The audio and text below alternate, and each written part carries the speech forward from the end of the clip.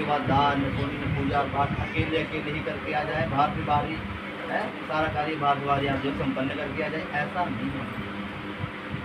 आज के बाद आपके हाथ से कोई भी पूजा होगी तो मेरा सहयोग उसमें अवश्य होना चाहिए।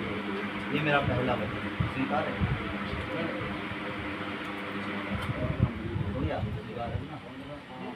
से पहले तो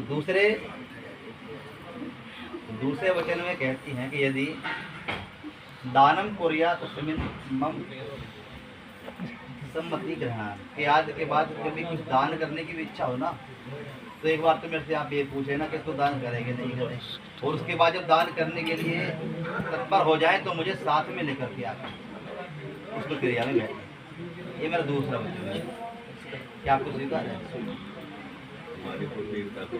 तीसरे वचन में कहती हैं अवस्था त्रय मम पालनम कुर्या तस्मिन्, के 3 प्रकार की अवस्थाएं होती हैं। सतयुग में 3 पालने पड़ती है, 8 वर्ष में विवाह हो जाता है कन्या का, और एक कलयुग में क्या है कि बाल्य अवस्था बीत जाती है, युवा और बुढ़ापा ही बचता है। पर ये एक ऐसा समय होता है, इसमें एक दूसरे का सहारा आवश्यक होता है। तो आपको मुझे हर भांति से मेरा भरण पोषण आपको करना होगा। आपके घर में कितने सदस्य क्यों ना हो, मुझे कोई किसी भी चीज़ की आवश्यकता होगी तो मुझको आप ला करके दें।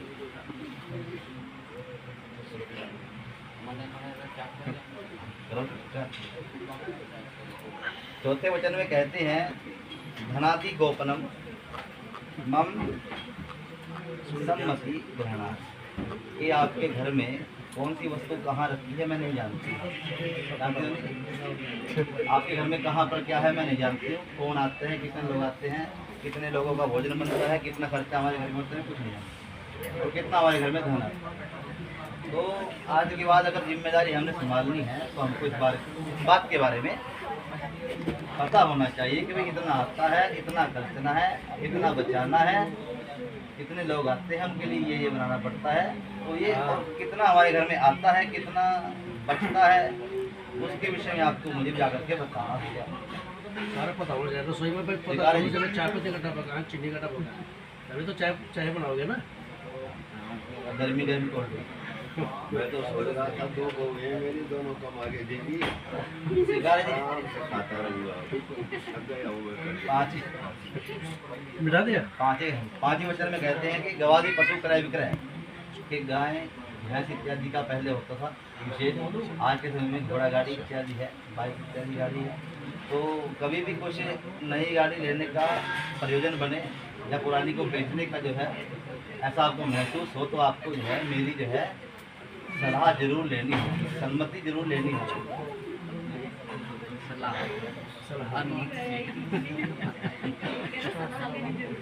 सम्मति है ना जी। छठे वचन में कहते हैं वसंत आदि षड ऋतु मम पालनम कुर्यात् तस्मिन्, 6 प्रकार की ऋतुएं होती हैं और महसूस कितनी होती हैं? 3, गर्मी, सर्दी और बरसात, है ना जी। तो इनमें घर में क्या भोजन करना है, क्या पहनना है और क्या चाहिए, आज के बाद ये जिम्मेदारी आपकी होगी। और 7वें वचन में कहते हैं सखी सुमनम हास्य कटुवाक्यम नावत, कि आज के बाद आपके जो घर के जितने भी सदस्य हैं, आप घर के आस पड़ोस के लोग हैं, वो ही जो है मित्रों के समान हो जाएंगे। क्योंकि यहाँ के तो छूट जाएंगे, कोई जितने भी थे जानकार सब छूट जाएंगे, है ना जी। तो जो सामने आसपास रहने वाले हैं वो आपके आस पड़ोस के, आपके परिवार के ही होंगे। और ऐसा है कि मैं आपके वहाँ पर जो है अनजान हूँ तो गलती भी हो सकती है, इंसान से ही गलती होती है ना जी। और अगर मुझसे कहीं कोई गलती हो जाए तो आपका ये प्रयत्न रहे कि आप मुझको समझाएं। मुझे सबके सामने जो है आपने प्रताड़ित नहीं करना है। मेरा मान सम्मान कैसे बना करके रखना है, जैसे आप अपना अपने मित्रों के बीच में चाहते हैं। तो कन्या ने कहा कि मेरे के साथ मान लिए गए हैं, अब मैं बैठ जाती हूँ उधर जा करके। तो वर ने कहा कि तुमको भी मेरे जो है 4 वचनों को मानना होगा।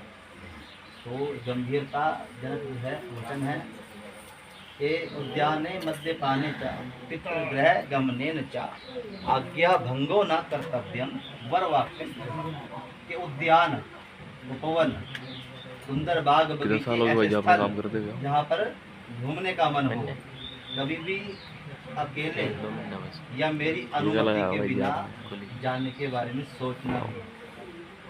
अगर मैं साथ रहूँगा तभी तुमको जो है वहाँ पर जाना होगा। ये पहला वचन है। मद्यपान जहाँ पर हाँ, क्या बनी? मद्यपान मद क्या होता है जी? नशा। नशा किसी भी प्रकार का हो सकता है, शराब का भी हो सकता है, धन का भी हो सकता है, यौवन का भी हो सकता है। जहाँ पर कोई ऐसा प्रतीत हो कि ये मद में है, उस स्थान पर तुमने कभी नहीं जाना।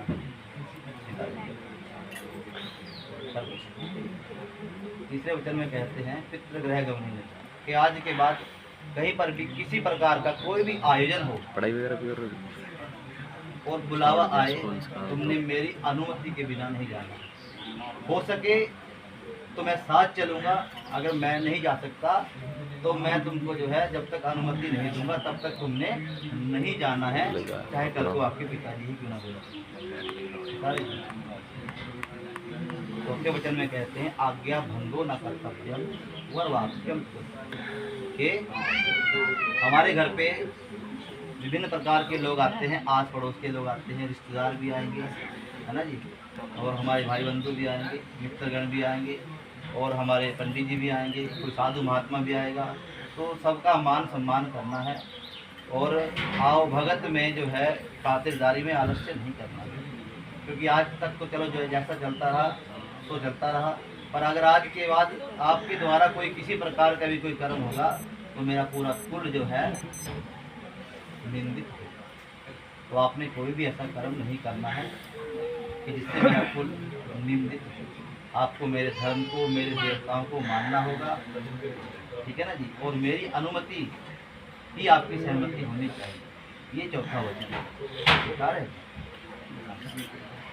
हो जाओ मंगलम भगवान विष्णु मंगलाय सिंदूरदान मंगल मंगल